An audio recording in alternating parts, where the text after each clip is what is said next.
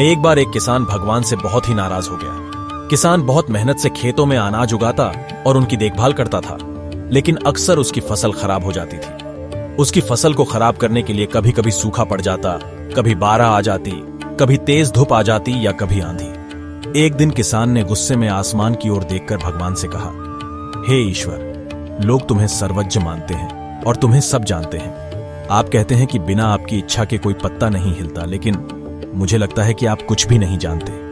आप खेती बाड़ी कैसे करते हैं ये नहीं जानते। अगर आप जानते होते तो हर बार आने वाली बाढ़, आंधी और तूफान कभी नहीं आते। आप नहीं जानते कि हम किसानों को कितना नुकसान उठाना पड़ता है। यदि आप मेरे हाथ में यह शक्ति दे देंगे कि मैं अपनी इच्छा को पूरा करूं, तो देखना मैं अन्न के भंडार न लगा दूं तो कहना।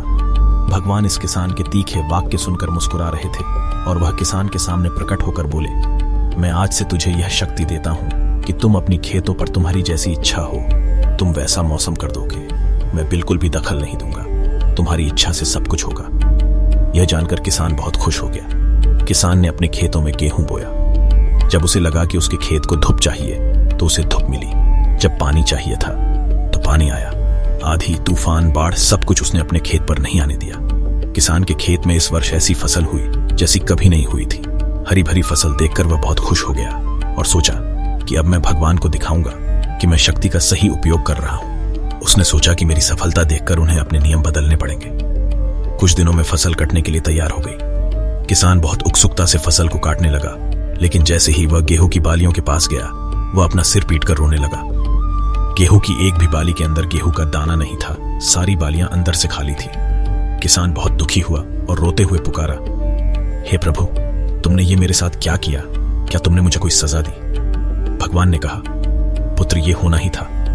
तुमने उन बालियों को एक भी चुनौती का सामना नहीं करने दिया, इसीलिए सारे पौधे अंदर से खोखले रह गए। तुमने उन्हें आंधियों, तेज बारिश या धूप में तपने नहीं दिया। तुमने उन्हें कोई बाधा नहीं दी, इसलिए सारे पौधे अंदर से खोखले रह गए। जब आंधी, तूफान, तेज बारिश और धूप पड़ती है, तभी ये पौधा अपने अस्तित्व को बचाने के लिए संघर्ष करते हैं, और इसी संघर्ष से एक बल पैदा होता है जिसमें शक्ति होती है, ऊर्जा होती है, और यही ऊर्जा पूर्ति तेरे गेहूं के अस्तित्व का कारण बनती।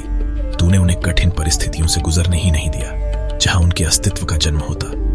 सारी बालियां इसीलिए खाली है क्योंकि तुमने अपने पौधों को संघर्ष कराया ही नहीं। याद रखिए, स्वर्ण में स्वर्णीय आभा तभी आती है जब वह आग में तपने, गलने और हथौड़े से पीटने जैसे संघर्षों से गुजरता है। कोयले का टुकड़ा हीरा तभी बनता है जब वह उच्च दाब और उच्च ताप की मुश्किल परिस्थितियों से गुजरता है। इसी तरह यदि हमारी जिंदगी में कोई संघर्ष ही ना हो, कोई चुनौती ही ना हो, तो हम भी गेहूं की बालियों की तरह खोखले रह जाएंगे। जो है उसे अपनाना सीखो और जीवन में आगे बढ़ो। अगर कहानी अच्छी लगी हो तो लाइक जरूर करिएगा। मिलते हैं अगली वीडियो में, तब तक के लिए धन्यवाद।